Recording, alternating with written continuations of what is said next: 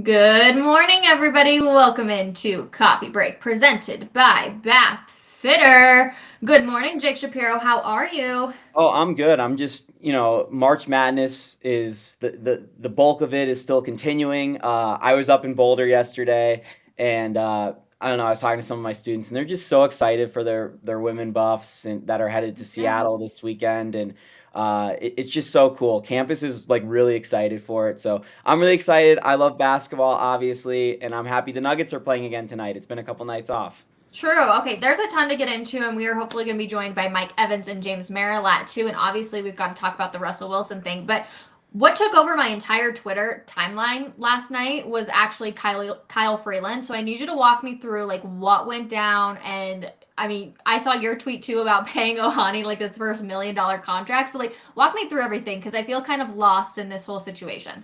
So Shohei Ohtani deserves $1 billion. Like, That's I'm not insane. even kidding. He deserves the first $1 billion contract, Rachel, in sports because he's two players. He's the Okay. best pitcher in baseball, or one of the top five, and one of the top five hitters in baseball. Uh huh. One of the top five hitters would earn 500 million. One of the top pitchers would earn $500 million. Okay. And when you think about it, it saves you a roster spot too, because it's the same guy. So there's like a lot of advantages, sneaky advantages to having Shohei Ohtani on your team. So last night was one of the best baseball games I've ever watched. It was phenomenal. And Shohei Ohtani closed the game for Team Japan against USA in Miami to win the World Baseball Classic, their third World Baseball Classic win. No other Uh-huh. nation has won twice. USA won the last tournament in 2017. Kyle Freeland, who is a starter for the Rockies, we know and love from Denver, Yep. did not start the game. Merrill Kelly started the game. He's a Diamondbacks pitcher. He allowed a two-run home run, or a two-run double, something like that, early on in the game. And a couple innings later, Kyle Freeland came on in relief. Was supposed to eat a couple innings in the middle of the game, kind of piggyback starter thing, Okay. and he had a strikeout of Shohei Ohtani, and it looked great because Ohtani, again, one of the best hitters and pitchers in baseball, one of the greatest players of all time. But unfortunately, Freeland did allow the run that ended up costing USA the championship. Ooh. And Japan scored three, and it was 3-2. The best moment of the game. And Rachel, I legitimately don't know how many times this has happened. And I'm a baseball historian. I love baseball. But Uh-huh. think about how many times we get a one-on-one matchup with the best two people at their position in the sport. And we had Shohei Ohtani making the final out a strikeout against Mike Trout, his teammate. So we would have never gotten to see this in any other way because they're teammates. It was so cool, and I'm just so happy about this tournament. According to TV data, like that just came in overnight, 97% of Japanese televisions were watching this game. Oh my 97%. God. 33% of Americans watched the Super Bowl. Imagine 97%. Holy smokes. That's actually insane. Now I kind of feel a little silly for not watching it. Literally, though, I had just like gotten on Twitter at the end of the night, like I do my nightly recap, and it was all about the game. So I feel like I missed out on like a crazy thing, like a once in a lifetime thing. So now I'm kind of bummed about it. And obviously, we see Kyle say Freeland was awesome, kept them in the game. Elizabeth, good morning. Good morning, the coffee break crew. June said so good, so cool. Like that's actually insane as you describe it. I'm gonna have to go back and like rewatch the highlights. Yeah, so Mike Trout's obviously been in the big leagues for a decade. And it's funny because I think baseball, the rules, you have to play 8 or 9 full Major League Baseball seasons before you can be eligible for the Hall of Fame. Okay. Mike Trout's statistics, like 6 years into his career, were good enough to be in the Hall of Fame. Like he should be in the Hall of Fame already, which is great. He's going to be a Hall of Famer. Yeah. But think about that awesome career that I'm describing. Only 24 times in his decade of playing Major League Baseball has Mike Trout swung and missed 3 times in one at bat, and that's what happened against his teammate Shohei Ohtani to end that game. And it was great, Rachel, because it was like building towards the end where it's like you see Mike Trout's due up third in the order. What if this game comes down to Trout versus Ohtani? And it's like it's legitimately like if Jordan in his prime was facing, LeBron in his prime. Like you do not get these matchups in sports. So it was really cool. That's so cool. I'm really bummed that I missed it. I do see the comment from Edward. I enjoyed the show as DMAC stuck out of town. DMAC is actually taking a very well earned vacation, so he will be back with us next week. But I hope he's not doing anything but just enjoying some family time. He is down in California, so I'm very jealous of him, but I hope he's not doing anything. But I believe we've got Mike Evans with us, Jake. Yeah, we do. All right, Mike Evans, everybody. Let's welcome him in. There will be probably no yelling today, but Mike, how are you this morning? I'm good. I'm bummed out. I really look forward to being able to yell at DMAC. It's very cathartic for me. So I will have to yell at you, Rachel, and Jake. So be ready. Here we go. Okay, let's buckle up then, everybody. Drop any questions you have for Mike in the comments. We can see if we can get him on a yelling spree. But we have to talk about Russell Wilson because the news coming out that he got a procedure done at the end of the season. When you hear procedure with your starting quarterback who's worth $250 million, is there anything in your mind that goes, oh, I should be concerned about him even more now? No, I don't think so. I think that you see a lot of athletes. They have to go in for these tune-up surgeries. They get cartilage, loose cartilage, torn cartilage cleaned out. They get loose bodies taken out of their elbow. Their shoulder gets tightened up. So if you play long enough, certainly in the NFL, even as a quarterback, you're gonna have to get these kind of 60,000, 80,000 mile type checkup things. But I do think it does bear talking about that, for all the piling on of Russ, and I'm not excusing away his performance based on injuries, but, if he was dealing with some knee issues, if he was we know that he was dealing with the concussions, we know he had some shoulder issues as well. Maybe he wasn't 100%. Now, part of that's on him. He did look, I thought, chunkier, tubbier, a little huskier than he needed to be throughout the course of the season. And certainly, if you're carrying around a little extra weight on those knees, it's going to put a little bit of a stress on him. And maybe that is part of the reason why he had to go in and get cleaned out. But one thing that seems to be clear is that he's dropped some weight thus far. Hopefully it stays that way. And maybe it's just a case of if he's in better shape, he'll put less strain on his lower body, on his knees, and hopefully we'll see a better Russ next year. But let's not use, or I hope that nobody takes the fact that, hey, he had an operation done. That explains why he played so crappy last year. No, that's on Russ. That was on his performance. It does speak to the not a good fit between him and Nathaniel Hackett. It's clear that was oil and water, but it doesn't change the fact that if Russ is going to have a comeback season, it's all about Russ and not about the fact that he's got a healthier knee now. What percentage of healthy Russ do you think we saw last year? Because it just seems to be like the piling of more and more and more. Like, do you think we were talking 60% because, he was a little bit chubbier, as everyone's saying? Or do you think we saw like at 75%, 80% Russ, and these were all minor injuries? Yeah, I don't want to give him too much of a pass because I still saw a guy, and this is part of the reason why I'm optimistic about his comeback this year. I still saw a guy with above average arm talent as a quarterback. Yeah. When he threw a deep ball, when he had time to step into a pass, he could still rip it. So I don't have any real concerns about his arm strength. And especially at the end of the season, he was moving around pretty good. It's true. So I don't think, to answer your question, if I had a percentage, I would say for most of the season, he was probably playing, I would say 80% or better. Yeah, there were a lot of reasons why he was bad last year, but I don't blame it all on injuries. Not close. Do you blame it on the ridiculous playbook that supposedly was made in the office of Russell Wilson and Nathaniel Hackett? Yeah, look, they didn't fit, and it didn't fit. And I think if we can be crystal clear about one thing now, Nathaniel Hackett was hired to draw Aaron Rodgers to Denver. Yep. Okay, let's stop with the pretense, and let's stop with George Payton. GM's lie. I'm not calling him a liar, but GM's lie. Okay, there's a bit of a distinction there. If their lips are moving, they're not telling the truth. And so for George Payton to come out and say, hey, Russell Wilson was the plan all along. Russell Wilson was plan A for the last 2 years. Sorry, don't buy it. Yep.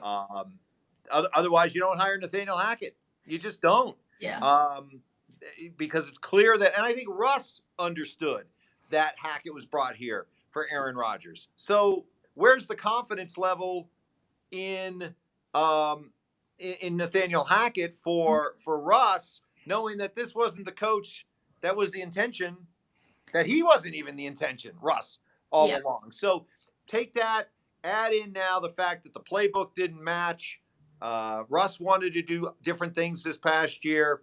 Hackett wasn't really well versed in Russ speak. The unnecessary, foolish things that were given to Russ that he didn't deserve, that he hadn't earned here. You put it all together, and it was a mess. Okay, it was a mess. The good news is, I think it's something that can be fixed and can be fixed pretty quickly. I was listening to you and Mark this morning, and you guys do your segment towards the end of your show, and it's like, prove me wrong, right? And I heard you guys, somebody, of course, had texted in and was like, Russell Wilson isn't cooked or is cooked. I can't remember the exact terminology, but you don't think Russ is cooked then at all. You think he's right now, I believe, considered to be like the top prospect for comeback player of the year next year. Yeah, and I feel pretty bullish on Russ for a couple of reasons I just talked about. One, look, we were watching Peyton Manning at the end. Manning couldn't throw a football. Manning couldn't move. Physically, we had seen a quarterback that had fallen off the cliff, okay? Mm-hmm. With Russ, I still think the arm talent's there. I still think the mobility is there. This is still a guy who's only a couple of years removed from throwing 40 touchdown passes. I'm sorry, I just refuse to believe that this is somebody who has just fallen off the cliff. Mm-hmm. Now, does some serious football rehab need to take place here? Absolutely. But that's where Sean Payton comes in. For the first time since Gary Kubiak left this building, you have an offensive guy in charge that has a proven track record, Rachel. And you can feel good about the idea that Sean Payton knows how to work with quarterbacks, knows how to get the most out of quarterbacks, knows how to set up offenses, knows how to call offenses, to put his offenses and his quarterback in the best position possible. It's why Peyton was my number one choice all along, because while I don't feel that whoever was going to be the next coach of the Broncos was being brought here to specifically fix Russ, because you can move on from Russ. Whoever's the coach can be here long after Russ is gone. It's on Russ to fix Russ. But if you're talking about first job of whatever the new head coach is going to be is try to fix Russ, then I think Peyton is the best guy for him. And I believe there will be a bounce back. Was it 50-50 between Peyton and Breeze in New Orleans, or do you think it was 60 or 70-30?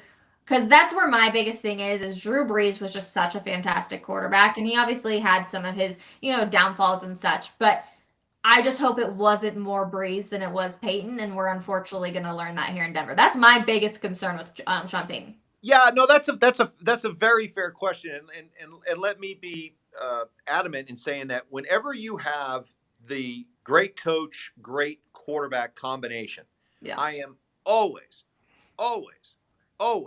going to take the quarterback. It's like that old math equation. Remember the greater than, less than signal? If you're talking Montana Walsh, you're talking about Brady Belichick, you're talking about Elway Shanahan, Breeze Payton, I'm always going to take the quarterback over the coach. However, I don't want to diminish the role that the coach plays.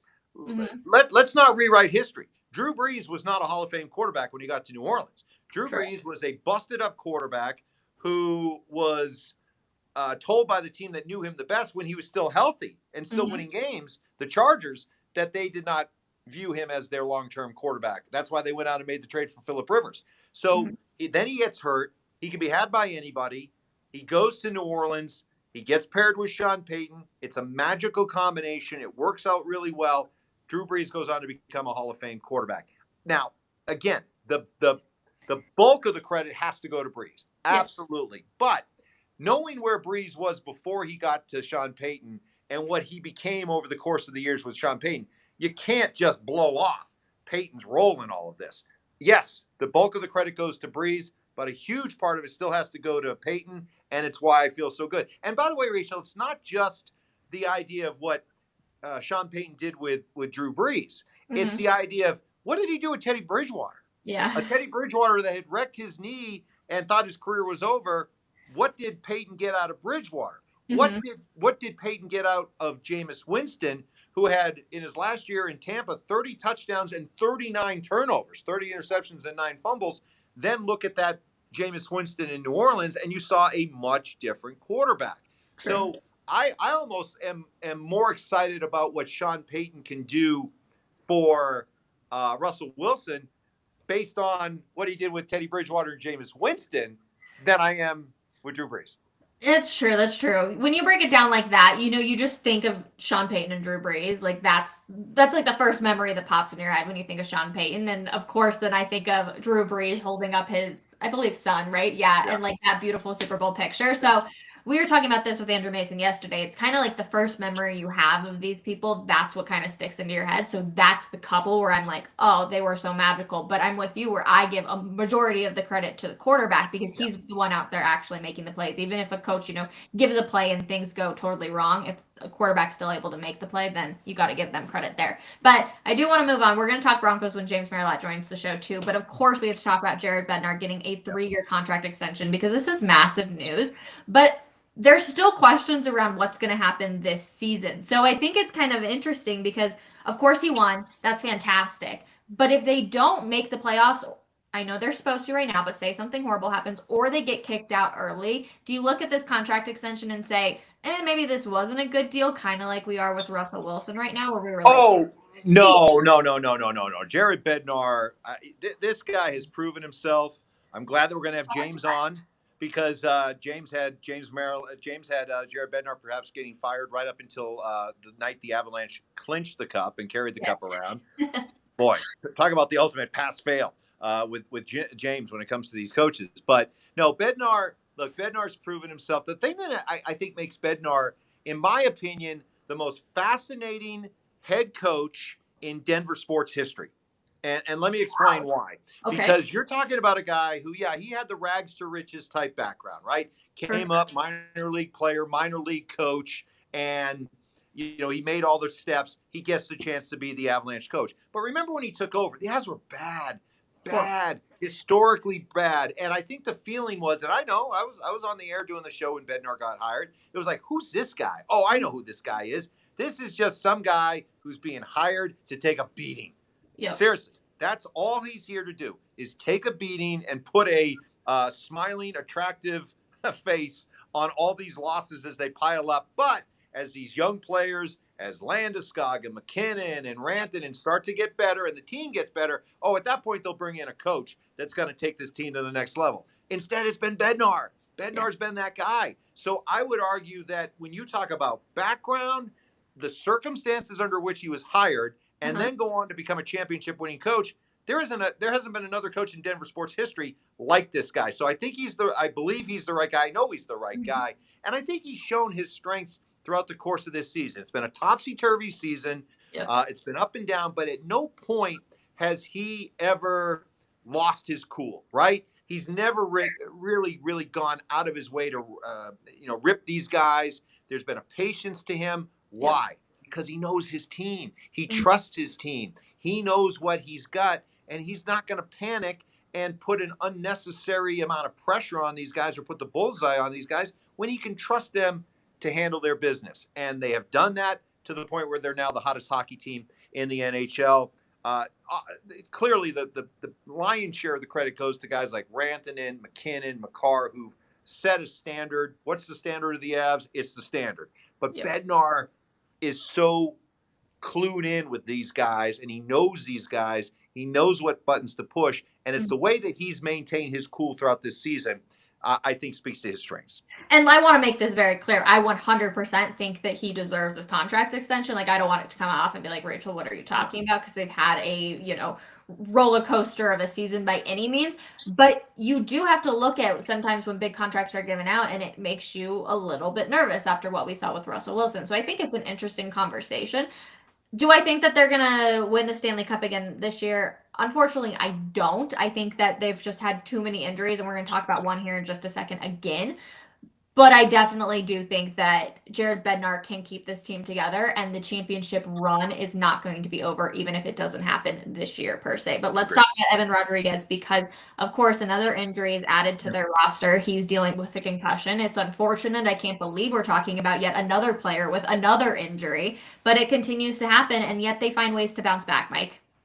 And it's a testament to a couple things. One is a testament to their core of great players and how they continue to lead and sort of pull and drag everybody else along with them. Yeah. As long as you've got the excellence of a Rantanen and a McKinnon. I mean, Rantanen has been their MVP all season long. He's been the start to finish MVP.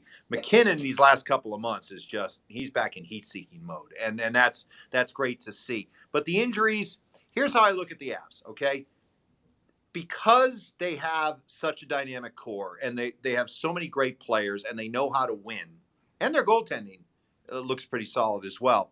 And couple that with, I've been on this show before, I just don't see anybody in the West that can beat this team 4 times. Sorry, you can call me a jinxie cat. You can say I'm guilty of overlooking teams. Tell me who. Mm-hmm. Tell me which team in the West is going to beat this team 4 times. I don't see it, even with some of the injuries. So I always couch my comments by saying this. The Avalanche are going to go back to the Stanley Cup Finals, even with the injuries. But as far as winning the Cup, winning again, that I think is where it's going to cause their most problems and ultimately probably be the roadblock that keeps them from repeating. Because at some point, you can only overcome so much when you're trying to win it all. Do they have to have Gabe Landeskog in order to win the Stanley Cup? Yes, they do. They do. I don't think they have to have Gabe or 100% Gabe to get to the Stanley Cup Finals.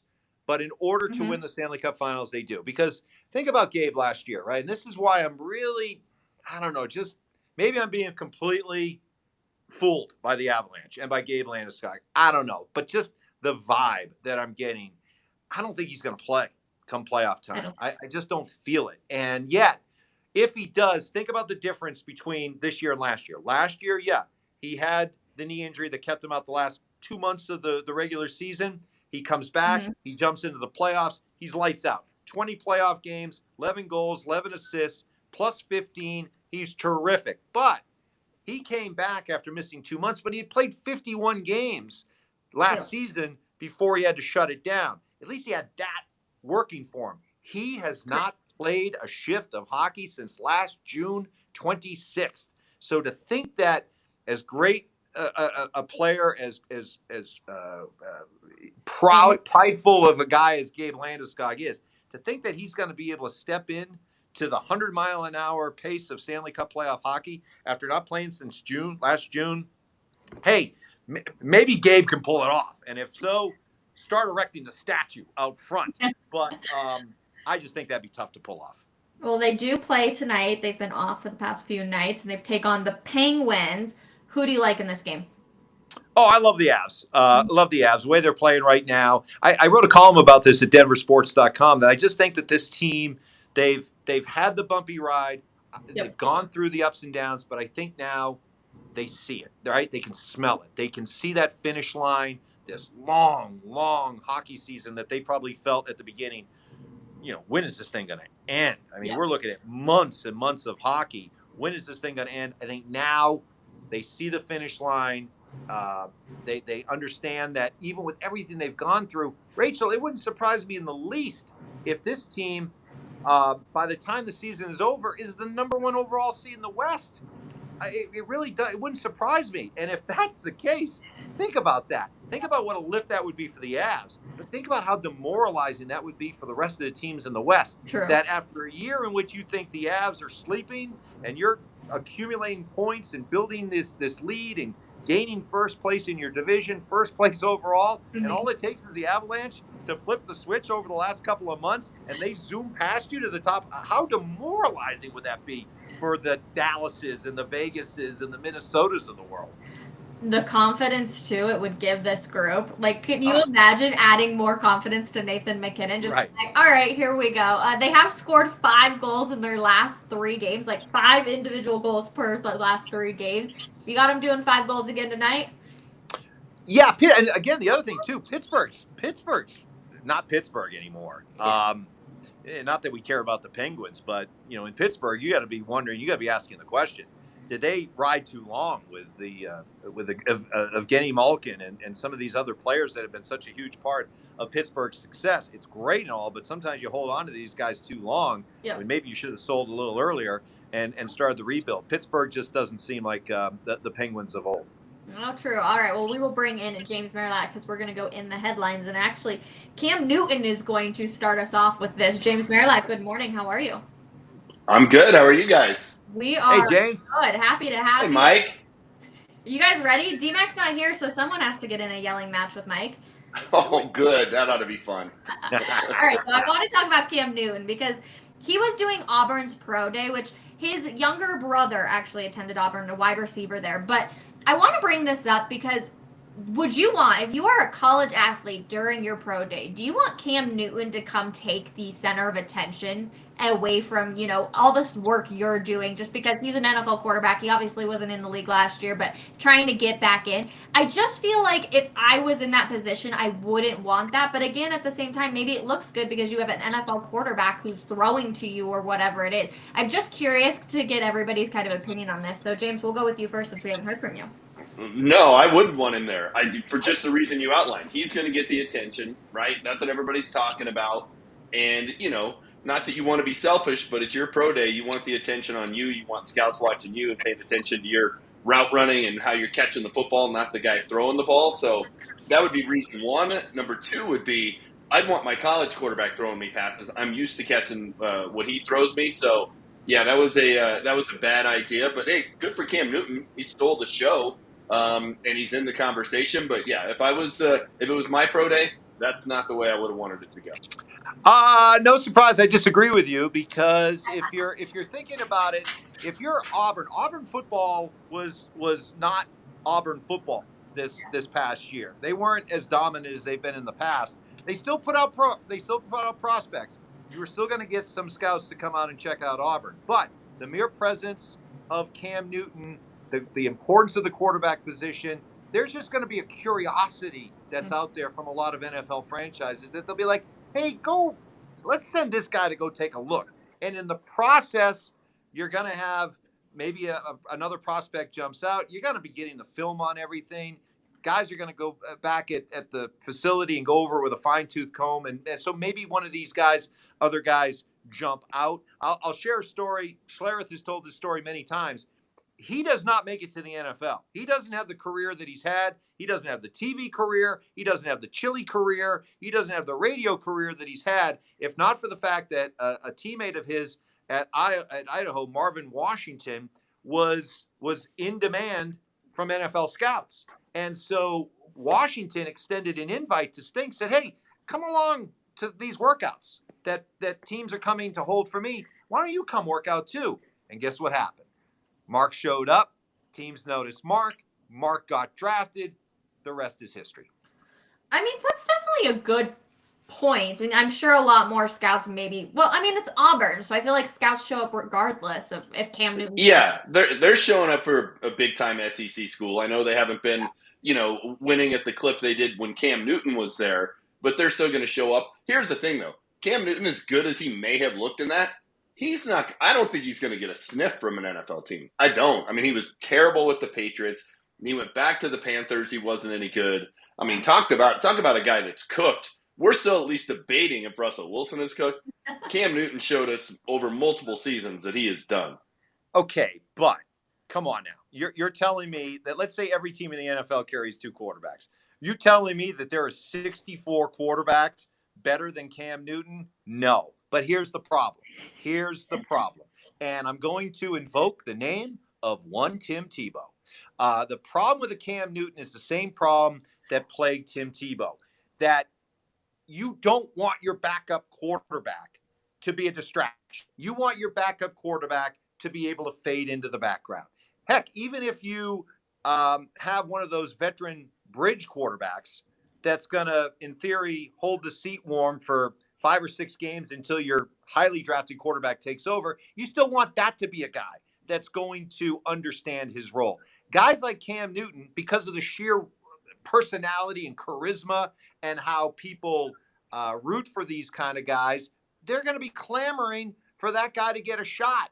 And it was the same thing that hurt Tebow. The reason why Tebow didn't get more opportunities was because teams looked and we don't want the circus surrounding our backup quarterback. And that's the same thing that goes with Cam Newton. That's what ultimately is keeping him out of this game, more so than the fact that there are 64 quarterbacks better than him. Interesting point. He's also a quarterback, though, that his physical stature was his greatest strength, and I don't know what he changed. So this is, one former vegan to potentially another vegan. I think he went down that route, and he was not the same guy. Like, slight Cam is just a very average quarterback. Cam, when the Broncos played him in the Super Bowl and he was an MVP, that guy was a load to both in the passing game and the running game. He was a lot to deal with. He just wasn't that same player. And so if it's just Cam back there throwing the ball and being a pocket passer, he's pretty pedestrian. So do I know every team's backup quarterback? No, but who would he start for? Who would he start for? Well, if you look, you mentioned his time with New England. That was just a couple of years ago. He went 7-8 as a starter. Now that's nothing great. 7-8 though. I can point to a lot of starting quarterbacks who don't go 7-8. Need I remind you of the guy we just had here last year? Yeah, and they have upside. People still think Russell Wilson is going to get back to what he was. If he's 7-8 there this year, Russell Wilson's going to be gonzo, right? So if you go 7-8 with, Bryce Young this year, wherever he ends up, well, yeah, you're looking at that going, good, he's got some upside. You don't bring a veteran quarterback in who had an MVP year 8 years ago to go 7-8. It's just not. There's no upside to it. It's just not worth it. Okay, so you say if Russell Wilson goes 7-8 this year, gonzo. Is Russell Wilson playing for potentially the last year of his career? Because who wants the circus that comes with Russell Wilson if he's not able to produce out on the field as well? Potentially. I mean, if he has a bad year and the Broncos cut him and just say, we'll just eat the $87 million over 2 years, which I can't fathom that happening. I really can't. Like, that's such a big number. And that they would cut him before he ever played it down of that contract. I just don't see that. But if they did, yeah, he would have to be so cooked that nobody would want to bring him in and have him be their guy. So, yeah, potentially. And you know what? If you're Russell Wilson, at that point, you've made all that money. You're 36 years old.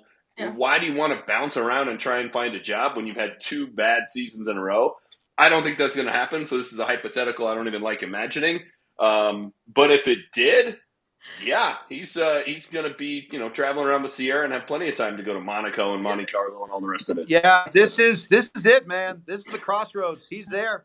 He's arrived at that fork in the road. Which way is he going to go? Because you can't ask for a better situation to be in comeback mode than being embarrassed the way that you were, not only by your play, but how you became a national punchline with all the tone deaf actions and Subway commercials and everything else that made you a laughing stock. If you can't be motivated by that, and paired with a coach in Sean Payton that has the kind of track record that suggests, man, if there's anybody out there in professional football that can fix this guy, you would think it would be Sean Payton. If, despite all that, he can't bounce back with a clear comeback season, then he's done. He's done. Yeah. He'll never be on that Hall of Fame trajectory again. And I think Cam's a good example of it, right? Because he's not able to do the things that made him special when he was special. If Russ struggles, if Russ is cooked, it's going to be because he can't move around. He can't make those dynamic plays. I don't think that's going to happen because we saw it in the season finale a year ago that as bad as that season was, he still has that ability. But, yeah, he's like Cam. He can't transition into being a pocket passer if he's cooked this year. So I think his career would go down a very similar path. He'll be working at Wisconsin's, throwing passes at Wisconsin's pro day. Okay, I had asked D-Mac this. James, you might have been actually on the coffee break that week or that day. I can't remember. But I said, what's the number? Maybe it was even you. One way or another. What is the number where the Broncos are sitting there going, we don't know if we move on or we don't know if we keep him because it wasn't great, but it wasn't good either. What's that number of wins for Russell Wilson this year? I think if they're a 9-8 team, 8-9 team, you're probably it partially depends on how it looks, though, right? Like if they go 9-8 and they're averaging 30 points a game, but Vance Joseph's defense is terrible, they're keeping him. If they go 9-8 and the defense is carrying him and he plays like he did last year, and they're averaging 17 points a game, they're moving on. So I'm not trying to straddle the fence here, but I think it's going to be more based on kind of how Russ looks as opposed to the win total. If he throws for 4,000 yards and 30 touchdowns and 10, 12 interceptions, he'll be back. If he doesn't, I think it's just, hey, it's time to move on, and it's Jarrett Stidham time for a cheap quarterback for a year, maybe two, and you eat that contract and you try to turn the page. I think it's more of what Russ does as opposed to what the record is. Okay. Yeah, I get what you're saying, and I know what you mean about the eye test. The eye test will tell us, but I think honestly, the numbers, the quarterback is so important that if the numbers are there, the wins are going to follow. And, I agree. And if the eye test is there, the wins are going to follow. So I feel very, very comfortable in saying that, yeah, they got to win 9 games. I think they got to win 9 games. And there's really, when you think about it, they were 5-12 a year ago. They lost 9 games by 1 score or less. So if you think that all you add is a better Russell Wilson, better coaching, better understanding of how to navigate the final few minutes of a game, clock management, all that stuff that you should get with Sean Payton and this staff that you didn't get with Nathaniel Hackett and that staff a year ago, that if you put it all together, they really should be able to go from 5 to 9 wins. I really don't think it should be that hard. And if they can't, then I think it'll be a pretty clear indication that Russ is cooked. Jerry Jeudy's continuing to be talked about. Cortland Sutton's kind of left the trade talks, and now it's all about Jerry Jeudy, and he's being linked to the Browns as well as to the Patriots. Do either of you have any more feelings? I know it's been talked about nearly every single day, but is there any way you're leaning of, oh, he's not going to be a Denver Bronco next year, or, oh, I still think that they're going to keep him here unless they get something incredibly crazy offered? Mike? I think it's obvious that Sean Payton doesn't like this receiver room. I mean, I think it's painfully obvious that there's enough smoke out there with these trade rumors that coupled with we know they had interest in Alan Lazard. We know they had interest in Adam Thielen. I mean, what does that tell you? And it's not like Sean Payton is one of those guys who is adverse to the idea of a talented receiver or investing in a wide receiver. Remember, while he was in New Orleans, he drafted Brandon Cooks. He drafted Brandon Cooks in the first round. He drafted Michael Thomas in the second round. So while a lot of what Sean Payton did during his time in New Orleans showed that he has the ability to work with a lot of different kinds of pieces and get the most out of them, he also showed that he was willing to invest in playmakers. So the fact that, Jeudy's name is still out there tells me he just doesn't look at Jeudy and see a Michael Thomas or see a Brandon Cooks. And I think that's pretty clear with the moves and the rumors that are out there. He's just not into this receiving group. Yeah, no, I agree with that. And I think he'd like to move on from both of them, right? And I think we've seen a little bit of a purge in that locker room of, I'm not blaming the losing on Dalton Reisner and Brett Rippon, but they got in the shoving match on Christmas Day. They're both gone. Graham Glasgow's sitting there rolling his eyes on the sideline when Russell Wilson's trying to give a pep talk. He's gone. Draymond Jones, after the trade deadline, was not the same player. He had 5 tackles, 1 sack, 1 tackle for a loss after the London game, which was week 8. So he's gone. I think Jerry Jeudy and Cortland Sutton are also guys that at times football wasn't the number one priority. It was, hey, we got to send a cryptic tweet. I got to get into a battle with the opposing cornerback on social media. I think Sean Payton would like to get rid of both of them. Problem is, nobody wants Cortland Sutton's contract, so you can't move him.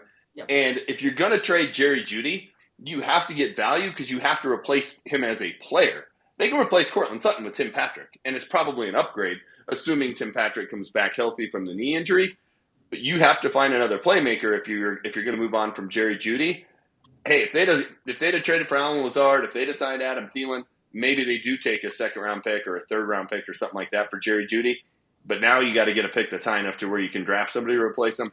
I just don't see that happening. Well, what's interesting though is I would rather have Jerry Jeudy than Lazard or Adam Thielen, just because I think the potential is so much higher for Jerry Jeudy right now. I think the other two, they've hit kind of their career max of where they're going, and I just think the potential for Jerry Jeudy and what he has to offer, the ceiling is just so much higher than the other two. So I don't see why you would trade that out besides off the field activities or cryptic tweets, whatever you want to say, just any of that baggage that comes with it. Yeah, I'm with you on that one, Rachel. I think that for a team like the Broncos, they don't have a lot of good players. And I think the last thing they should be doing is looking to get rid of good players, or at least players with potential, in exchange for potential hit or miss draft picks. The thing with Jeudy is, I thought that he did come on enough at the end of the season to leave me intrigued to want to see more. And it's funny, we've spent the last 6 years blasting coaches, blasting quarterbacks, blasting offensive play callers. Doesn't it just figure that that's going to somehow affect the way that these offensive players play? So when it comes to a guy like Jerry Jeudy, I'd like to see what he looks like, not only hopefully with a better Russell Wilson, with another year of maturity, but also with a coach who's actually going to hold him accountable. And if you put all these things in place that, quite frankly, Jeudy hasn't had during his time as a pro, then let's see what he looks like. Let's see if he becomes more of a team player. Let's see if he becomes more of a well-rounded player. Let's see if he gets more involved in the running game and throwing a block. And does he still run a route hard when he knows the ball's not coming to him? These are all the things that have plagued him through the first part of his career. And probably Sean Payton looks at on film and says, I don't need this guy here. But unless you're blown away with an offer for him, I would like to bet at least one more year on that upside, see what happens, and then go from there. Give him a coach like Saban at Alabama. Yeah, I mean, he played for Nick Saban, so he can play for somebody who will hold him accountable. That's for sure. Yep. And look, I'm intrigued as everybody else. And what you guys say about, hey, we want to see what he can do, I'm right there with you. And you've invested a high pick in 3 years, and you feel like it's about ready to pay off. Let's see what we actually have here.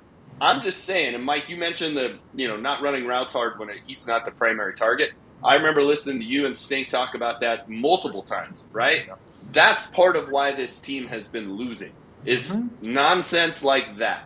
So if you don't think you can correct it, you better get rid of those kind of guys. You got to be really darn good to be worth those kind of headaches. And let's just be honest, Jerry Jeudy hasn't been. He just hasn't been. But does he have the potential to be that good? Yeah, he does. That's why it's a tough question, right? Like, that's why we're all kind of being pulled. But if they trade him and they get something good for him, I don't think any of us will be heartbroken. I do think there's a chance he goes somewhere else, though, and in a year or two we're going, oh, we had that guy. But I think we would all get it because we've seen the nonsense for 3 years. Like, has it all been Jerry Jeudy's fault that his numbers haven't been what Justin Jefferson did in Minnesota? No. But was it partially Jerry Jeudy's fault? Absolutely. Okay, James, define good value. What's the kind of value coming back for Jeudy that would say, all right, I'll move on from him? I think you got to get a first-round pick, or it's got to be in the 30s if it's a second-round pick. Because to me, Mike, you got to draft somebody that can take that spot. And man, if you get too far down there, I think you're reaching. So for me, my line, if I was George Payton or Sean Payton, it would be first-round pick. Got to be a first-round pick, otherwise I'm not even picking up the phone. Okay, well, you mentioned looking back and going, oh, why didn't we keep that guy? Well, that question is kind of coming up a little bit when it revolves the punters and the Denver Broncos. And so, of course, we know Riley Dixon is coming in to be the Broncos' next punter. Corliss Waitman is gone. But the question is now, did George Payton mess up by not keeping Sam Martin and what we saw out of him last year with the Bills? James? I don't know. I mean, look, they were bad at so many things last year. And one of the things they were really bad at, and I was keeping track of it at one point, and I finally just got tired of it.